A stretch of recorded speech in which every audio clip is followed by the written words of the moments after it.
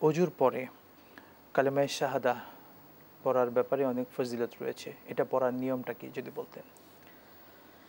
চমৎকার একটি বিষয়। এই সুন্নাটা আমরা মোটামুটি ভুলতেই বসেছি, অথচ এটার নিয়ম হচ্ছে অজু শেষে আকাশের দিকে শাহাদা আঙ্গুলি তুলে আমরা কালিমা কালিমায়ে শাহাদাটা পাঠ করা। এটা চমৎকার একটা সুন্না, অথচ আমরা গল্প করি, হাত মুছি পা মুছি, কিন্তু এটা চমৎকার একটা সুন্না। আল্লাহ রাসূল সাল্লাল্লাহু আলাইহি ওয়াসাল্লাম সবসময় এটা পড়তেন।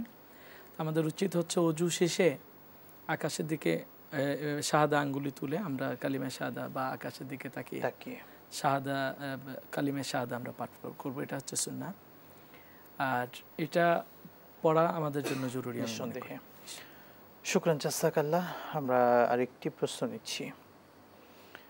মানুষ যখন মৃত্যু শয্যায় থাকে সেক্ষেত্রে তাকে পানি পান করানো হয় বা তিনি পানি খেতে চায় বারবার, আসলে এটার পেছনে বিশেষ কোনো রহস্য আছে কিনা যদি বলতেন?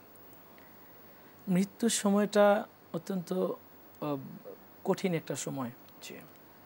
আল্লাহ রাসূল সাল্লাল্লাহু আলাইহি ওয়াসাল্লাম তিনিও ইন্তেকালের পূর্বে ঘর্মাক্ত হয়ে গিয়েছেন, ঘেমে গিয়েছিলেন এবং মৃত্যুর যন্ত্রণা যখন নবী করিম সাল্লাল্লাহু আলাইহি ওয়াসাল্লাম বর্ণনা করতেন, এমনিতেই ওনার বর্ণনা করার সময় মুখ শুকিয়ে যেতেন।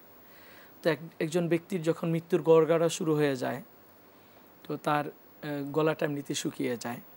তো এটা আসলে কোরআন সুন্নাহর কোনো বিধান না যে পানি পান করাতে হবে, বা কোনো নির্দেশনাও নাই, আবার নিষেধাজ্ঞাও নাই।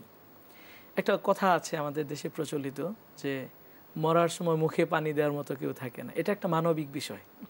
জাস্ট একটা মানুষ মৃত্যুশয্যায় শায়িত হয়তো অল্প কিছুক্ষণের মধ্যে চলে যাবে, মৃত্যুর ছটপটানি শুরু হয়ে গেল, গড়গড়া চলে আসছে, ঘেমে যাচ্ছে, অসংলগ্ন শারীরিক নড়াচড়া করছে, ওই সময়টা মানুষ মনে করে যে একটু পানি দিলে হয়তো কিছুটা ঠান্ডা হবে অথবা একটু কষ্ট লাঘব হবে। এটা মানবিক বিষয়, আসলে আবেগ এবং মানবিক ব্যাপার আমরা বলতে পারি। এটা আবেগ এবং মানবিক বিষয়, কিন্তু ইসলামের কোনো নির্দেশনাও নেই এবং নিষেধাজ্ঞাও নেই। তবে মৃত্যুশয্যায় যে মানুষগুলো আছে, মৃত্যু পথযাত্রী মানুষদেরকে যতটুকু পারা সাপোর্ট করা সেই সময়, কারণ সে সময়টা খুবই কঠিন একটা মুহূর্ত। আল্লাহ তাআলা আমাদেরকে সে সময় তাদের পাশে বিশেষ করে আমরা যেটা করতে পারি, কোরআনে কারীম তেলাওয়াত করতে পারি, তাদেরকে পবিত্র অবস্থায় রাখতে পারি। শয়তান কিন্তু সে সময় এসে তাদেরকে ওয়াসওয়াসা দেয়, তাদের ঈমান যেন হারা হয়ে, অর্থাৎ ঈমান যেন নষ্ট হয়ে যায়, এই চেষ্টা কিন্তু করে। এই জন্য তারা যেই বিছানাগুলোতে থাকে সেটাকে পবিত্র রাখা, তাদেরকে একটু উজু করিয়ে দেওয়া, পবিত্র করানো, এই ব্যাপারগুলো আমাদেরকে মাথায় রাখা। এই ক্ষেত্রে অনেকে আছে যে এই সময় এসে ওনাকে কালিমা পড়ানোর চেষ্টা করে, তো এই চেষ্টাটা না করাই ভালো। কারণ হচ্ছে ওনার সামনে আপনি কালিমা নিজে পাঠ করতে। হ্যাঁ, যদি আপনি ওনাকে ফোর্স করেন, তিনি মৃত্যুর যন্ত্রণা ছটফট করছেন, এই অবস্থায় যদি কেউ কালিমাটা না পড়ে, তখন আপনার কাছে মনে হবে যেন সে কালিমা ডিনাই করলো। আসলে বিষয়টা এরকম না। এই জন্য আল্লাহ রাসূল সাল্লাল্লাহু আলাইহি ওয়াসাল্লাম কারো মৃত্যুর গড়গড়া বা মৃত্যুর যন্ত্রণা শুরু হলে সূরা ইয়াসিন পাঠ করার কথা বলেছেন।